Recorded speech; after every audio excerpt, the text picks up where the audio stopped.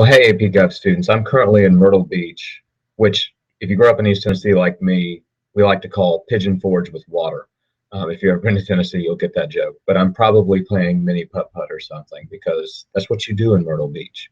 But anyway, just wanted to give you a quick overview of what you just did with parties and give you a little story to hopefully help sink it in, because the rest of this unit, we're going to study political parties. What you just read, I can't get away from. I know it's old, but it's hysterical to me that grown men and women are using things like that to try to get their message out and to use Halloween in that way. But that little reading, hopefully you saw some things that political parties try to do. And ultimately, hopefully that leads you to what the ultimate goal of a political party is, as well as what a political party actually is if you have to define the thing. So I just want to share with you a few quick thoughts to help wrap up what you just did. And then I'm going to leave you with a story that will forever be just burned into my brain, and hopefully it'll work for you. So let me tell you just a little bit about political parties as they relate to what you are dealing with. There we go. So political parties defined. Hopefully your definition that you submitted on Google Forms looks something like this. If it didn't look something like this, it's okay. It's not a graded thing, so don't freak out about it. But a political party is any group that seeks to elect candidates to public office in order to craft and enact public policy. So I just read a PowerPoint slide to you. Sorry, that's insulting. I've tried to go a whole year without doing it, and I made it to November.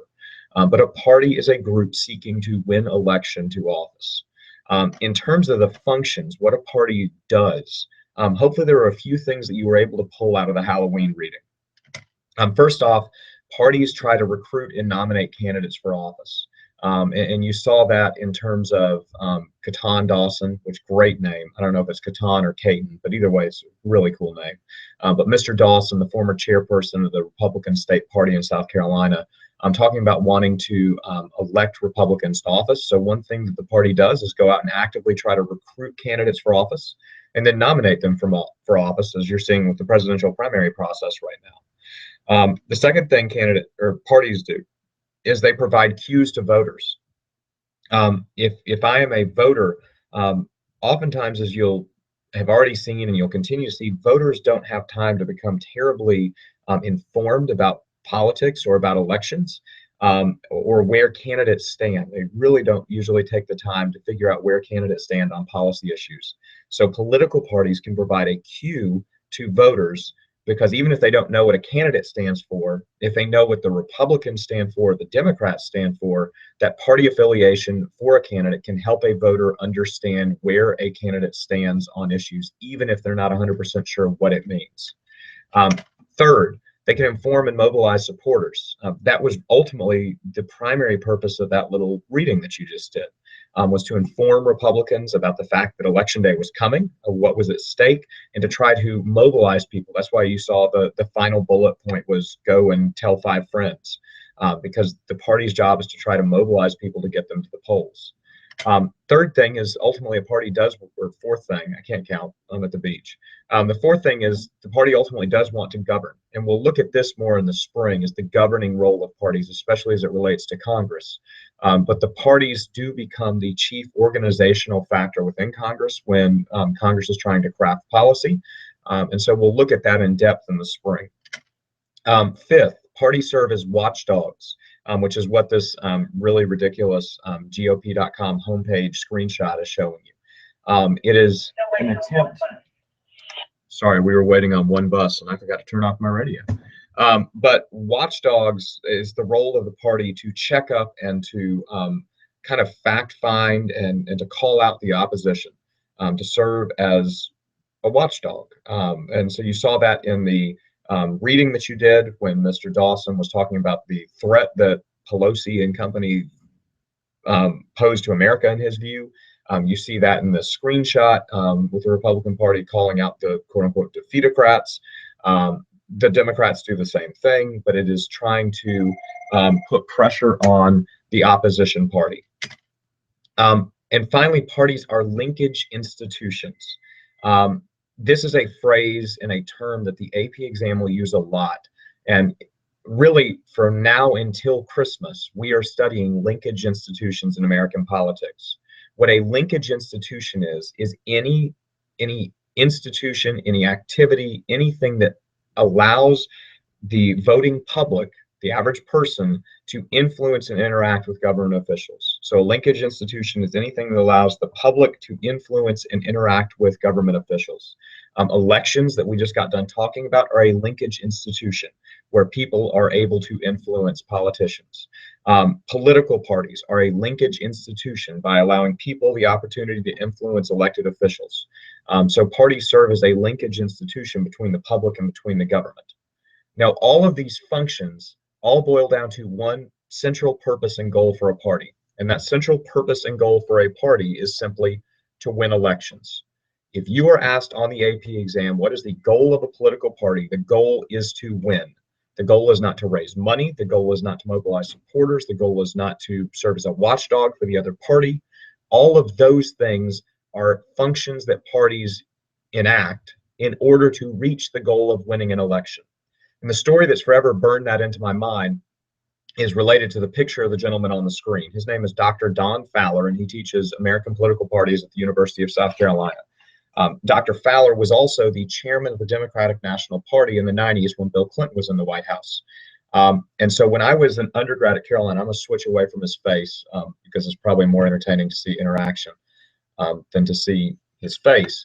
So when Dr. Fowler was at USC, he still is, and I was there as an undergrad, and I found out as a political science major that the former chairman of the DNC was a professor at USC.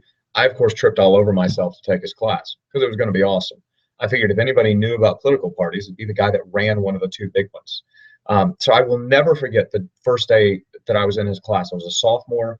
It was in a large lecture hall, probably about 100 students or so. And I walked into the class and sat down. I was early because I was a dork. And we were all waiting on Dr. Fowler, about 100 students. Well, when class started, Dr. Fowler strolled in right on time, exactly punctual, had a big binder of stuff with him, walks up to the front lectern, drops the binder, and I'm thinking, all right, here we go. This guy's got a lot of stuff to tell us. Then he proceeds to take roll. Now, this was a 90-minute lecture class, and so Dr. Fowler starts in on roll, and he starts at the top of the roll alphabetically. Let's say it was Adams. And so he's like, Mr. Adams, where are you from? Are you related to the Adams from Sherrall? No, the Adams from Cherokee. And eventually, and I'm not doing it justice because Dr. Fowler has the greatest Southern drawl. He's straight out of a John Grisham novel. So just killing it with this Southern drawl.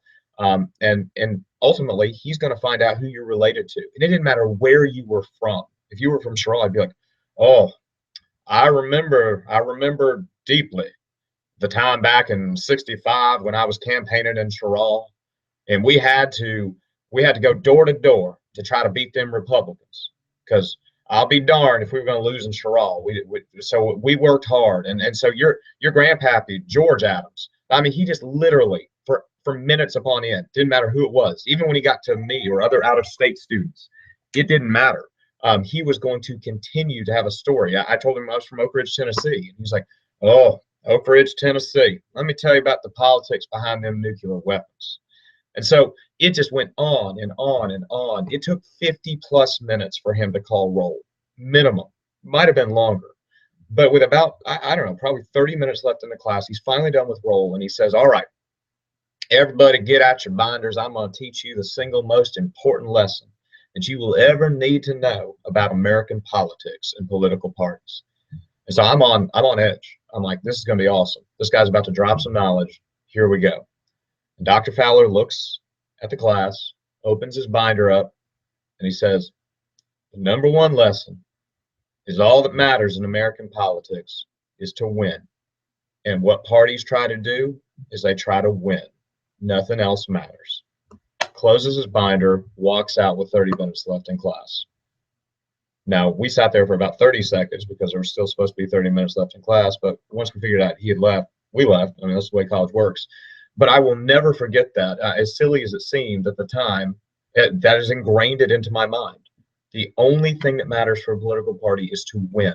Because as you will see on Monday when I'm back, if you're not first, in the immortal words of Ricky Bobby, you're last in American politics. Winning is all that matters. And so we are going to look at that on Monday. But I want you to remember the purpose, the chief goal of a political party is to win election, Nothing else matters unless they can win. And everything that they do, raising money, recruiting candidates, being a watchdog for the opposition party, all of it is for the single purpose of trying to win an election. And the rest of it, it doesn't matter. They got to win. So I'll see you on Monday. Have a good rest of the day. Use the rest of time in class to either work on your research paper or knock out a video lecture. And I'll see you on Monday.